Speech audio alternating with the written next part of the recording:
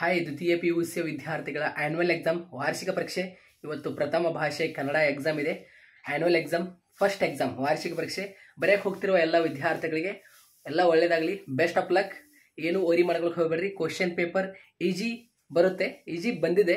So ಎಲ್ಲ ವಿದ್ಯಾರ್ಥಿಗಳಿಗೆ ಹೇಳೋದೇನೆಂದರೆ MCQ ಕ್ವಶನ್ನಲ್ಲಿ out of marks ಬರಬೇಕು ಮತ್ತು ಖಾಲಿ ಬಿಟ್ಟ ಸ್ಥಳ ಹೊಂದಿಸಿ ಬರೀರಿ. ಇಲ್ಲಿ ನಿಮಗೆ ಟೋಟಲ್ 20 ಮಾರ್ಕ್ಸ್ ಬರುತ್ತೆ. ಈ 20 ಮಾರ್ಕ್ಸ್ ಏನಿದೆಯಲ್ಲ ನಿಮಗೆ ಔಟ್ ಆಫ್ ಬರಬೇಕು.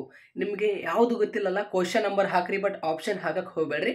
ಲಾಸ್ಟ್ನಲ್ಲಿ ಅಂದರೆ ಪೇಪರ್ ಕಲೆಕ್ಟ್ ಮಾಡುವಾಗ ಒಂದನೇದು ಯಾವುದು ಎರಡನೇದು ಯಾವುದು ಯಾರಾದರೂ ಕೇಳಿ ಏನಿದೆಯಲ್ಲ ಬರೀರಿ.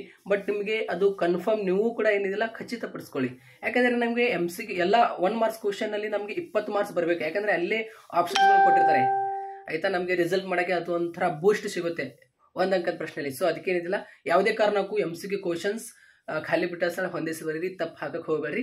ಸೊ ಮತ್ತೊಮ್ಮೆ ಇವತ್ತು ಎಕ್ಸಾಮ್ ಯಾರು ಬರೆಯಕ್ಕೆ ಹೋಗ್ತಾ ಇದ್ದಾರೆ ನೋಡಿ, ಕನ್ನಡ ಪ್ರಥಮ ಭಾಷೆ ವಾರ್ಷಿಕ ಪರೀಕ್ಷೆಗೆ ಎಲ್ಲ ಒಳ್ಳೇದಾಗಲಿ, best of lucks, all the best. ಏನೂವರೆ ಮಾಡ್ಕೊಂಡು ಬೇರೆ ಸಬ್ಜೆಕ್ಟ್ದು ಇಂಪಾರ್ಟೆಂಟ್ ಕ್ವಶನ್ಸ್ ನಾನು ಇಲ್ಲಿ ರೆಡಿ ಮಾಡುತ್ತೇನೆ. ನೀವೇನಿದಿಲ್ಲ ಹ್ಯಾಪಿಯಿಂದ ಎಕ್ಸಾಮ್ ಬರೀರಿ ಅಲ್ಲಿ ಎಲ್ಲರೂ, ಆಯಿತಾ. ಸಿಗೋಣ ಈಗ ಮತ್ತೆ ಬೇರೆ ಸಬ್ಜೆಕ್ಟ್ನಲ್ಲಿ.